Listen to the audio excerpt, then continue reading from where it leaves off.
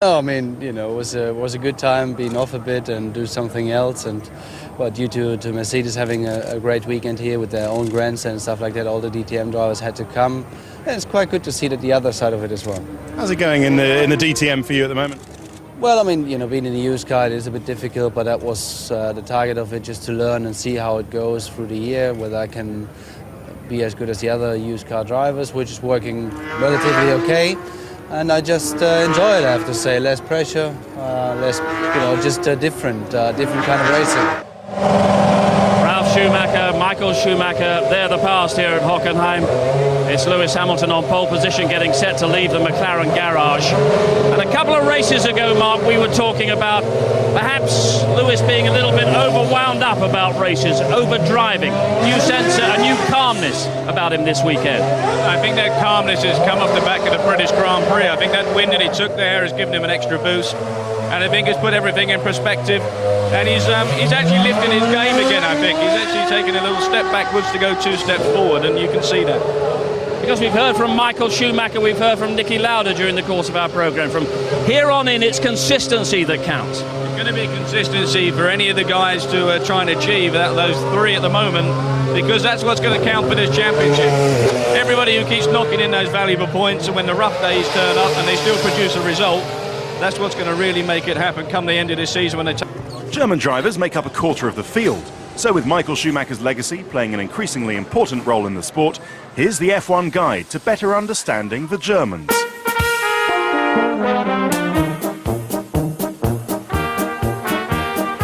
We come to Germany as English people. There are a few things we don't understand. Can you explain the attraction of David Hasselhoff to the German public? No, I can't. Can you tell us a German joke?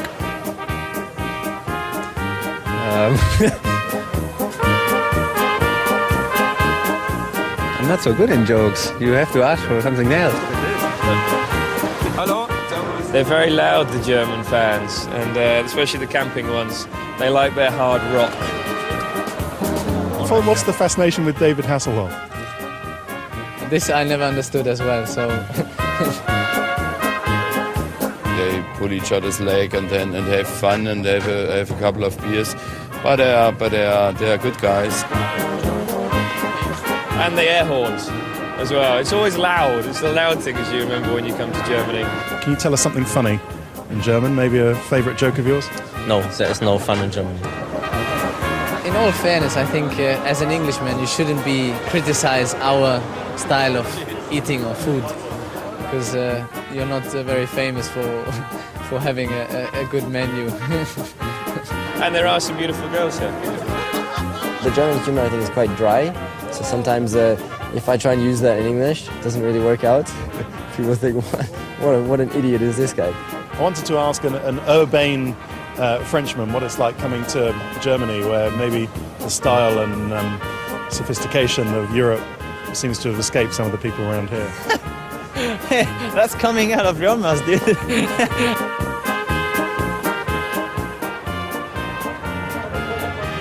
So 5 German drivers on the grid, but you have to say that none of them are actually threatening race victory today, which I suppose in its own way is no laughing matter. Instead, it's Britain and Brazil on the front row, Hamilton and Massa, and Martin Brundle will be on the grid with them for our final race build-up in a few minutes' time.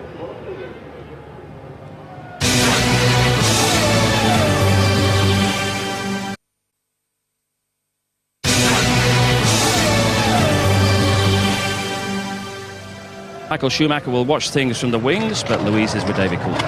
Yeah, David Coulthard, who's a big celebrity in my book. But DC, we've been hearing earlier on that your seat's going to be taken by Sebastian Vettel next season. What kind of job do you think he's going to do?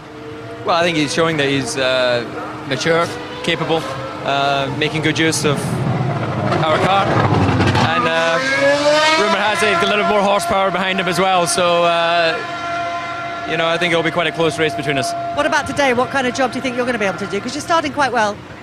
Yeah, no, we should be okay. We're a bit longer than the guys in front. Don't know where we are, obviously, relative to those outside the top 10.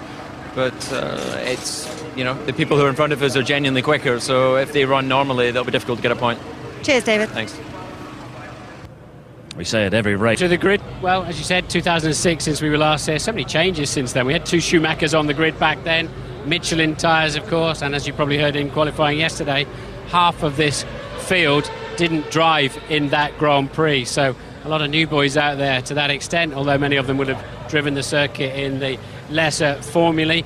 Let's see if we can just have a word here. Lewis Hamilton, great pole position. Heard lots from him in the show so far. And quick word from his dad. Anthony, how's Lewis? Anything he said this morning? He seemed super confident after quali. No, he's fine. To be quite honest, he's just been relaxing in his room this morning and just looking forward to getting on with the race. All right, good stuff. Good luck. Big job ahead. Now, I think Lewis is going to have his hands full with Felipe Massa. He did a tremendous run in practice, a long run. Maybe this Ferrari's a little bit softer and easier on its tyres over those longer stints.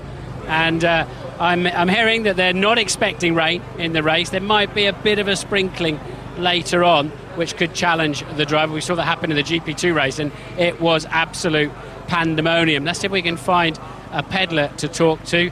Jarno Trulli is over here, and let's see if we can just squeeze through.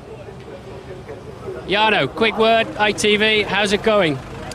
Pretty well. The car seems balanced and especially competitive on this track again. So the team is moving ahead. I'm really happy because they're doing a very good job and they give me the chance, to battle with the front runners. So who are you racing today, do you reckon? Who's your main competition? You expect to see anything of the gearboxes of Hamilton and Massa and Kovalainen? Well, you know that I'm quite realistic. I cannot race Ferrari or McLaren, but maybe I can try to race BMW and for sure Renault. What about your old teammate then, Fernando Alonso? Is he a bit lighter than you, do you think? I think we are on a similar strategy. I just hope to have one more extra lap, which will save me especially for the first stint, and then we will see. Finally, your red wine this year is the best so far. Thanks for sending it. Cheers. He's such a nice bloke, isn't he? Let's have a wander down, see if we can find a BMW driver. I haven't spoken to one of those for a while. And plenty of people on the grid, isn't there? It's a nice feeling down there. Really sort of busy sort of hustle and bustle going on down here. And somebody just telling me that Hakkinen is heading my way. Haven't seen him. I don't know if we've passed him. I'd love to. Let's do a Marty's random person. Haven't done one of these. Excuse me, who are you? Do you speak English? Yes, of course. What are you doing on the grid today? I'm a journalist. I'm here just to see the final moments before the start. You look like Fernando Alonso's older brother, to be honest. Pardon? You look like Alonso's older brother. No, not at all. I'm Italian. Okay. I work for Corriere della Sera. And my colleague... Who do you want to win today, then? Sorry? Who do you expect to win today? Yes, I think Lewis. Because it's very difficult to overtaking here. So I think that if... in a normal race, without rain, I think that Lewis can win. Yes. Right. Well, we hope there's loads of rain and it's complete and utter carnage and chaos, because that makes for good races. Let's just dive in and speak to my old McLaren teammate here, Mika Hakkinen, talking to pedals from the Red Bull team. Mika, good to see you, mate. You're looking very glossy here, I have to say. Thank you very much. Is that retirement that's done that? Is it all the bling stuff? Yes and no. Right, what are you doing here? Are you working this weekend for Mercedes-Benz or something? Well, first of all, I'm ambassador for Mercedes-Benz, doing a lot of work for Johnny Walker to be ambassador for them, to doing a campaign, Don't Drink and Drive. Also doing a work for Hermes, the logistic company here in Germany. Yeah, right, now we don't need to get... Is long. Right, your old manager, Keke Rosberg, was just telling me that he said, when I was managing him, I couldn't get him to do one PR event, and now he doesn't stop. What's the difference? You're bored at home or something? No, I tell you what, I enjoy doing this enormously. Motor racing for me was the great passion in my life. I want to be successful in Formula One and motor racing. Now this is my life, I want to be successful what I do, work with my partners. And all these partners more or less are the partners when I was racing. And I want to give them the best shot to do the... That's a McLaren term partner. We call them sponsors. Now, your trophies got burned down in the house. Did you lose all of your trophies? Because I nearly cried when I heard that. Genuinely, that's terrible. Is it true? Yeah, it was a really dreadful situation. Yeah, I lost all my trophies, so I had to thanks for the McLaren. They will help me to get all the trophies back. Yeah, it's a sad. But again, you know, it's just a material, you know. But the tortoise is okay, yeah? The tortoise is not with you anymore. Oh God, now I've touched the really. Right. I wonder if I have a feeling that we might even be able to talk to Mr. Fernando Alonso. Is he sort of up for it? He's been off for a comfort break. He's been back, talked to his engineers, and I'm hoping that we might actually. Good luck, Sebastian. Hope we might actually be able to. Well, look, we're on a bit of a false journey here. This is taking us away from going to find Nick Heidfeld. So I think I'm going to throw back to Mr. Steve Ryder. Jensen, first thing I have to say to you is, what is it with those shades? What do you mean? Well, is that your latest look? Well, they match the outfit, so I thought they were perfect for the grid. Mikey's got the red pair on. We're just looking for a green pair at the moment. Well, you can keep those for yourself. I don't think I'll be bothering you for them. Let's talk about some racing. How are you looking today? I mean, you're starting down at the back of the grid, but what's the best you can expect for? Well, it's not quite the back. That was the last couple of races. We're a little bit further up. I'm 40th on the grid, so we'll see what we can do. I just got to try and stay out of trouble on the first lap. It's been a bit of a pain the last couple of races, but if we can, we'll see how it goes. I mean, I don't know how we compare to the people around us, so we'll see. I mean, points are very difficult, but you never know. I mean, this is a place where so much can happen, so how big is the potential for trouble here?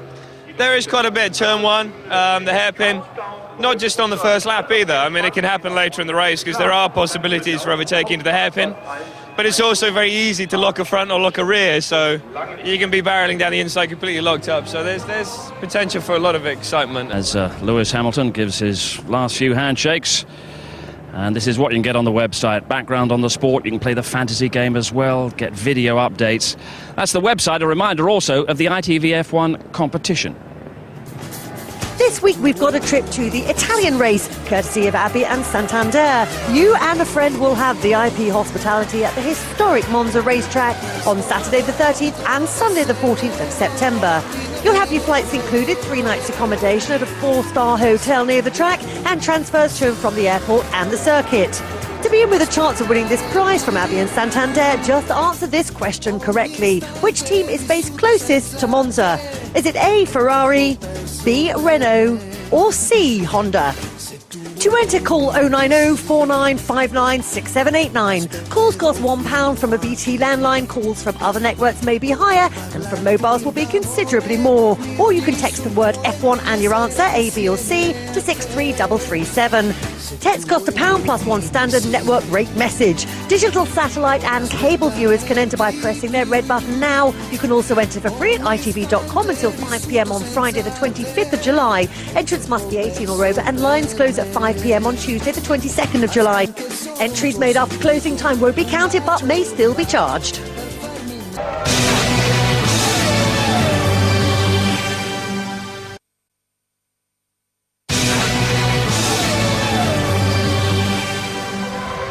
Hamilton, a different kind of challenge, but not only was he equal to it, he rose above it. And Mark Blundell, the master of the wet 2 weeks ago, is now the master of attack. I think he just stepped up to another gear. He's definitely in a class of his own today, and I think he's going to be in a class of his own to the end of the season. And if Ferrari have got any more troubles like they've had all weekend, they're certainly going to be dropping behind McLaren very quickly. And victory in this German Grand Prix now gives Lewis Hamilton the clear lead in the Drivers' Championship. We'll have more reaction to another quite fantastic Hamilton drive right after the break.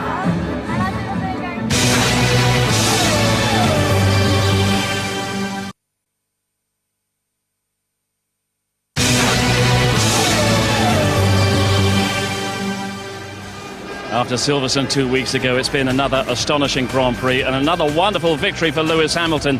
But this time he had to force his way past Felipe Massa and Nelson Piquet in the closing stages. Hamilton wins from Piquet, who's on the podium for the first time. Massa should have been rather dispirited at being beaten into third, and then Heidfeld, Kovalainen, Raikkonen, Kubica and Vettel complete those point scorers. But most importantly, from Lewis's point of view, it now gives him the clear lead in the Drivers' Championship by 4 points from Massa. Raikkonen and Kubica losing ground. Nick Heidfeld gaining ground in 5th place.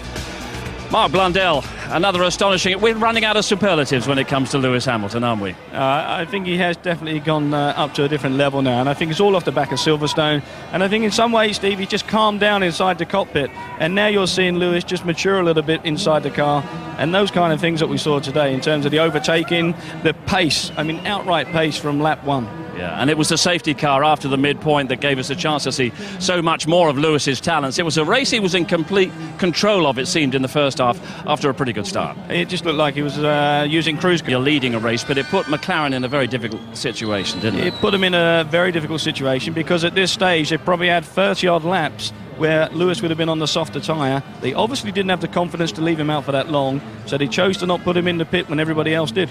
He didn't quite make up the time they were wanting, so he came out behind Massa, behind Piquet, and what an... Little Nelson Piquet out onto the left-hand side, job done. But well done, Nelson Piquet, on making it onto the podium for the first time. He's in the driver's press conference with Felipe Massa, and most importantly, the winner of this German Grand Prix, Lewis Hamilton. A good battle, but again, it was very fair. That was Lewis's reaction. You can hear more from that press conference on the ITV F1 website. And in our highlights programme a little later this evening, we've learned a lot about Lewis.